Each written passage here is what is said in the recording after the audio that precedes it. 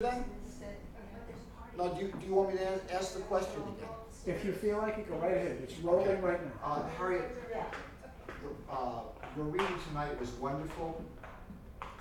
It was a perfect complement to the reading you gave a few years ago at a Marsh Hawk event, which I thought was gorgeous in its theatricality.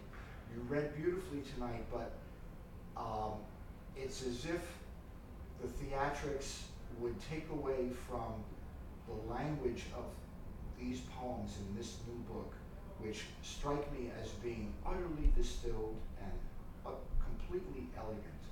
And I'm just wondering if you were trying for that. You've been working in the last couple of years. Have you been thinking about elegance or distillation in any way of late, more than, let's say, your work in prior years, your work in poetry, I mean?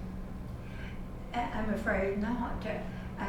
I think that I don't think in terms of philosophical questions in that sense. I mean, I don't. What happens is, I'm sure it happens to many poets. Suddenly a line comes to me, and then I run to get a pen or whatever. And more lines come, and the poem is over, and then I return to what I've been doing. But it is not that I'm not trying for any particular elegance or distillation of any sort. It is a matter of, I suppose, it's enunciating an immediate feeling. I see, that's very interesting. Another thing about these poems is that they seem to be very learned, but like what I'm trying to get at about the elegance, it's not as if there's any showing off or parading in this book. And you know, you can say that the line just comes to you, but you are someone who has been writing for many years, writing really wonderful work, and it's as if the craft is so completely internalized that it's as if the words just spill out of you or flow out of you. Do you get that feeling when you write?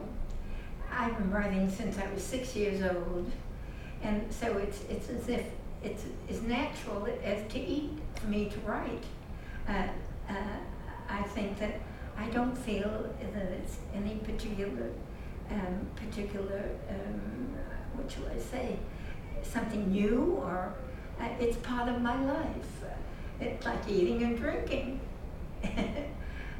It's and having family, and living, looking, and being part of a world and hoping to contribute something toward the world.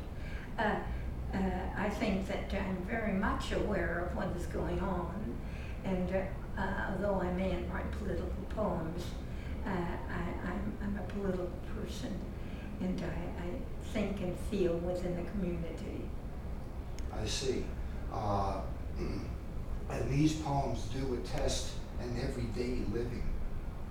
And you know, you mentioned political poetry, which of course you don't write, and I suppose politics has to do with being engaged in human society, but which you are, but also, and in these poems particularly, engaged in the fundamentals of the world, the sensual world, and so on.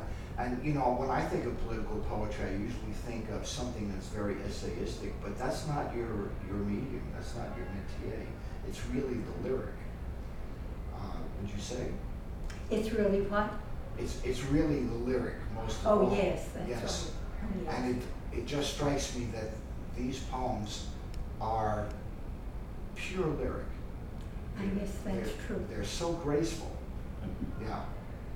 Yeah, I think that's it. Certainly, the lyric is certainly what I write, and I think that after all, I'm immersed in the lyric. I mean, I've been reading poetry, as I say. Not only was I writing since I was 6, but I've been reading poetry since I was 6, and so that poets are very meaningful to me.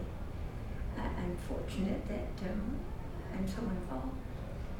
Okay, well, you know, I don't want to be too cute here, but it's as if you lead the lyrical life. It's as if you wake up in the morning and you live, and part of that living is writing, and it's this perfectly distilled statement, which is a lyrical statement.